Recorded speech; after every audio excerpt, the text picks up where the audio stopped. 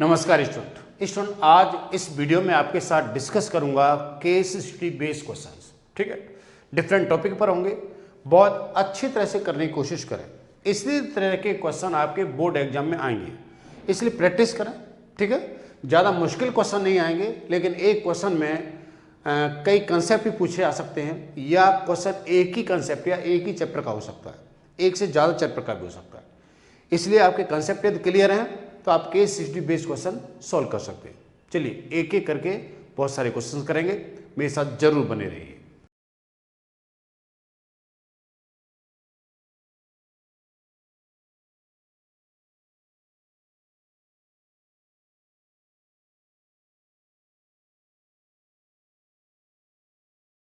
Students, इस question में आपने देखा है कि जो केस स्टडी क्वेश्चन दिया गया है वो जनरल लाइफ में हम मैथमेटिक्स का यूज़ कहाँ पर कर सकते हैं, उस तरह क्वेश्चन आएंगे। यहाँ पर ट्रैफिक लाइट पर क्वेश्चन दिया गया है कि ट्रैफिक लाइट पर ग्रीन लाइट जो है, दो सिग्नल पर ग्रीन लाइट जो है वो एक सिग्नल पर 90 सेकंड बाद और दूसरे सिग्नल पर 144 सेकंड बाद जलती है। ठीक है ना। अब उनका पूछा है कि बताइए उन दोनों का एचसीएफ क्या होगा, उन टाइम्स में जो जलती है उनका एचसीएफ क्या होगा, एलसीएम क्या होगा। मतलब इसमें 5 ऑप्शन आपको दे रखे हैं, इनमें से आपको 4 ऑप्शन के आंसर दे के आने हैं। आप 5 के आंसर भी दे के आ सकते हो, कोई प्रॉब्लम नहीं है। ठीक है, देखिए यहाँ पर आपके पास एक ग्रीन लाइट जो है वो 90 सेकंड बाद और दूसरी ग्रीन लाइट जो है 44 सेकंड बाद जलती है।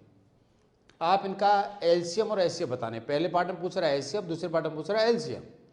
तो दोनों के लिए प्राइम फैक्टर्स करेंगे, तो 90 के प्राइम फैक्टर्स करेंगे तो क्या होगा, 2 टाइम 45 आएगा, फिर 3 से लेंगे तो 15 आएगा, और फिर 3 से लेंगे तो 5 आएगा, फिर 5 से लेंगे तो 1 मल्टीप्लाई 1 रिमाइंडर आएगा। तो इसके जो फैक्टर आएंगे 90 के वो आ जाएंगे 2 इंटू 3 इंटू 3 इंटू 5, ये आ जाएगा। उसी तरह से 144 के फैक्टर करेंगे तो ये आएगा 2 इंटू 2 इंटू 2 इंटू 2, 12 3 जा 14 होते हैं, 12 के फैक्टर होते हैं 2 इंटू 2 इंटू 3, और फिर दूसरे 12 के हो जाएंगे ये। तो आप देखेंगे 144 के जो प्राइम फैक्टर्स आएंगे वो ये आ जाएंगे। ठीक है, यदि आपको एचसीएफ निकालना है इन दोनों नंबर का तो क्या करेंगे,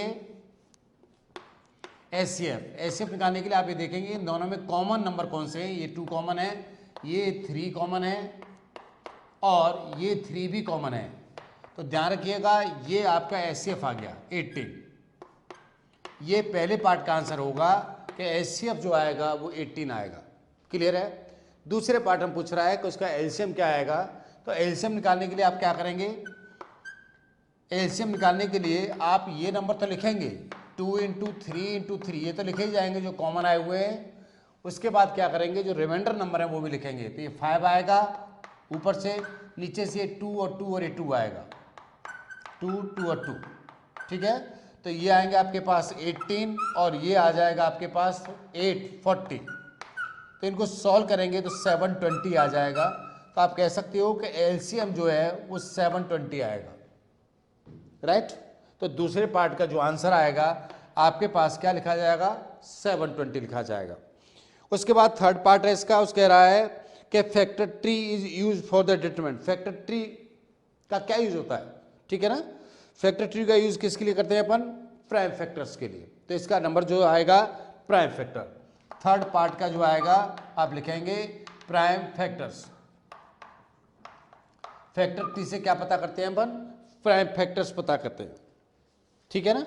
और इसका डी पार्ट है, ठीक है, आइडेंटिफाई द करेक्ट ऑप्शन। इसमें करेक्ट ऑप्शन क्या है, तो करेक्ट ऑप्शन ये होता है, हम जानते हैं फोर्थ पार्ट के HCF of 2 number into LCM of 2 number हमेशा उन नंबरों के मल्टीप्लिकेशन के बराबर होता है। एचसीएफ और एलसीएम का मल्टीप्लिकेशन हमेशा उन 2 नंबर के मल्टीप्लिकेशन के बराबर होता है। ये इसका करेक्ट ऑप्शन होगा। इसमें कौन सा ऑप्शन सही रहेगा, इसमें फिफ्थ पार्ट जिसका जो है वो सही रहेगा। ठीक है, आगे के पार्ट में क्या रहा है इसका, a number which do not have any factor other than 1, जिसमें एक को छोड़कर कोई फैक्टर नहीं होता 2 नंबरों के बीच में। जैसे आप कह सकते हो कि 2 और 3, इन दोनों में केवल 1 ही जो है दोनों का क्या है, कॉमन फैक्टर है। 1 को छोड़कर और कोई कॉमन फैक्टर इनमें नहीं है, तो इन नंबरों को बोलते हैं अपन, क्या बोलते हैं इनको, को प्राइम नंबर्स। क्या बोले जाते हैं ये, को प्राइम। तो इसका फिफ्थ पार्ट जो होगा वो को प्राइम लिखा जाएगा। को प्राइम का नंबर है ऐसे नंबर जिनमें केवल वन ही फैक्टर है और कोई नंबर आपस में फैक्टर नहीं, कॉमन फैक्टर नहीं है, दैट इज कॉल्ड द को प्राइम नंबर्स।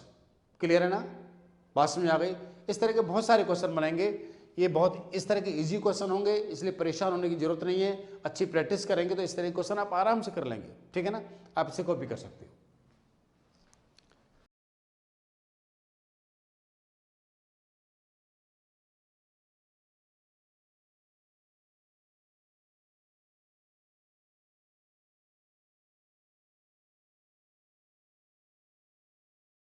स्टूडेंट इस सिचुएशन में एक कार जो है एक पाथ क्रिएट कर रही है, ठीक है ना, और पाथ जो है वो इस तरह का बन रहा है, कुछ इस तरह से है, ऐसे जा रहा है, ठीक है ना, फिर वो इस तरह से आया, फिर कुछ इस तरह से गया और फिर इस तरह से आया। ये दोनों जो है सेम लाइन पर जा रहे हैं, मान लेता हूँ ये यहाँ से यहाँ तक है, ठीक है, ये ए है और ये बी है, ये सी है, ये डी और ई है, ये ई पॉइंट, ठीक है। मान लेता हूँ ये एक्सिस है, इस तरह से मान लेता हूँ, इनको हम एक्सिस मान लें, ये मान लेता हूँ कि एक्स एक्सिस और इसको क्या मान लें अपन, वाई एक्सिस मान लें, राइट। तब आपसे वो कुछ क्वेश्चन करेगा, पूछ रहा है, वो कह रहा है कि what is the shape of the curve C D E, C D और ई, इसका क्या कर्व है, ये कैसा कर्व है, ये कैसा कर्व है। तो आपका आंसर होगा दिस इज द पैराबोलिक। ये चीज क्या है, जब आपके पास इस तरह के कर्व क्रिएट होते हैं दैट इज द पैराबोलिक। तो आपका आंसर आएगा पैराबोलिक, पैराबोलिक। तो पहले का जो आंसर आ जाएगा वो पैराबोलिक आ जाएगा, ठीक है।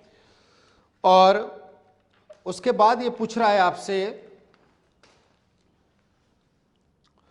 if the shape of the curve ABC represent ABC, ABC ये भी पैराबोलिक बनना है ना इस तरह से, ABC, ठीक है। ABC की पैराबोलिक ये बनना है 7x², इसका जो सेकंड पार्ट है ध्यान रखिएगा वो दे रखा है इस पाथ का, इस पाथ की इक्वेशन ध्यान रखना, इस पाथ की इक्वेशन दे रखी है उसने x² - 7x + 12, इस बात की इक्वेशन है। वो कह रहा है कि इसके जीरोज बताइए, इसके जीरोज बताने के लिए इसके फैक्टर करेंगे, x² माइनस का 3x माइनस का 4x + 12, तो ये x कॉमन लेंगे तो x - 3 आएगा, -4 कॉमन लेंगे तो x - 3 आएगा, तो x - 3 आ जाएगा और x - 4 इतना आ जाएगा। और जीरोज निकालने के लिए इस px को 0 के बराबर रखेंगे, तो x - 3 और x - 4 को 0 के बराबर रखेंगे तो x - 3 बराबर 0 आएगा, तो x = 3 आ जाएगा, और x - 4 को 0 के बराबर रखेंगे तो x = कितना आ जाएगा, 4 आ जाएगा, तो x = 3 आएगा और x = कितना आएगा, 4 आएगा। तो ध्यान रखें x 3 भी आएगा और x कितना आएगा, 4 के इक्वल आएगा, तो इसके जीरो जो हैं वो 3 और 4 आएंगे, इसके जीरोज क्या माने जाएंगे, 3 और 4 माने जाएंगे। क्लियर है। अब कह रहा है the path of the trace by the, अब दूसरी बात, ठीक है ना, इस हट के ये पाथ अलग बात थी, अब दूसरी बात ये कह रहा है कि the path trace by the car whose zeros are, zeros आपको गिवन है, जीरोज आपको गिवन है कितना, 2 और -4, तो आपको बताना है उस पाथ का इक्वेशन क्या होगी। तो पाथ की इक्वेशन होगी px = k x² minus sum of zeros x plus product of the zero. जब आपको जीरोज दे रखे हो तो कोई पॉलिनोमियल कैसे पता करते हैं, यहाँ तो आपको पॉलिनोमियल दे रखा तो आपने जीरोज पता करे, और जब आपको जीरोज दे रखा है तो पॉलिनोमियल कैसे पता करते हैं, ठीक है ना। तो ये आपके पास k रहेगा, यहाँ x² minus sum of zeros क्या रहेगा, इन दोनों का सम करेंगे तो -2 आएगा, तो +2x हो जाएगा, मल्टीप्लाई करेंगे तो -8 आ जाएगा, तो आपके पास x² + 2x - 8 होगा, x² + 2x - 8, यदि k की वैल्यू 1 लिखाई जाए, यदि k की वैल्यू 1 लिखें, वैसे इसके इनफाइनाइट आंसर भी हो सकते हैं 2x - 8, ये इसका क्या रहेगा, आंसर रहेगा जब आपको जीरोज पता है तो, ठीक है। अच्छा एक बात और दे रखी है इसने, तो एक फिगर दे रखा है, ये फिगर दे रखा है, आपसे पूछ रहा है कि इस फिगर के जीरोज बताइए, इसके जीरोज बताइए, टोटल इसके जीरोज कितने होंगे। तो आपको देखना पड़ेगा कि ये कट कर रहा है, ये कितने जगह कट कर रहा है, ये 1 2 3 और 4। ये जो कर्व है वो एक्स एक्सिस को 4 जगह क्या कर रहा है, कट कर रहा है। तो इसके जो जीरोज आएंगे स्टूडेंट्स वो 4 आएंगे। ध्यान रखें, कोई पॉलिनोमियल एक्स एक्सिस को जितनी जगह कट करेगा या टच करेगा उतने ही उसके क्या होंगे, जीरोज होंगे। तो इसके जो जीरोज निकल के आएंगे वो कितने निकल के आएंगे, 4 जीरोज निकल के आएंगे। बात में आ गई ना। तो इसके जीरोज जो है स्टूडेंट्स कितने आएंगे, 4 आएंगे। अब आप आगे कह रहा है कि if the path A B C trace by the car in the above equation represent by this. देखिए आपके पास इक्वेशन दे रखी है, वो कह रहा है कि इस पाथ ए बी सी, इस पाथ की जो इक्वेशन है, इस पाथ की जो इक्वेशन है वो दे रखी है x square plus 8x plus 15, x square plus 8x plus 15 दे रखी है। तो पूछ रहा है, ध्यान रखिएगा ये दूसरा पाथ है, इसमें यहां पर पाथ के नाम अलग हैं, यहां ए यहां पर है, ए यहां पर है, जी ये ध्यान रखिएगा, और बी आपके पास ये है, और ये एफ है, ये सी है। वो कह रहा है कि ए बी सी पाथ, ये जो पाथ है इसकी इक्वेशन दे रखी है x square plus 8x plus 15। तब पूछ रहा है कि जी और एफ के बीच की डिस्टेंस बताइए, यहां से यहां तक के बीच की डिस्टेंस बताना है, ठीक है ना। इन दोनों को सॉल्व करके पहले जरा निकालते हैं कि ये पॉइंट क्या निकलेंगे। तो आप करेंगे इसको एक्स स्क्वायर प्लस का 5x प्लस का 3x plus 15 equal to 0। X common ले लीजिए तो x प्लस 5 आएगा plus 3, x plus 5 equal to कितना आएगा, 0 आएगा। ये x प्लस 3 हो जाएगा और ये x प्लस 5 बराबर 0 आएगा। तो x बराबर -3 आएगा और x बराबर कितना आएगा, -5 आएगा। ठीक है, x बराबर -3 और x बराबर -5 आएगा। तो आपके पास ये कह सकते हो कि यहां से यहां तक की डिस्टेंस जो है तो -5 आएगी, भाई डिस्टेंस 5 आएगी, यूनिट तो डिस्टेंस पॉजिटिव होती है, और यहां से यहां तक डिस्टेंस कितनी आएगी, 3 आएगी। तो इन दोनों के बीच डिस्टेंस कितनी हो जाएगी, 2।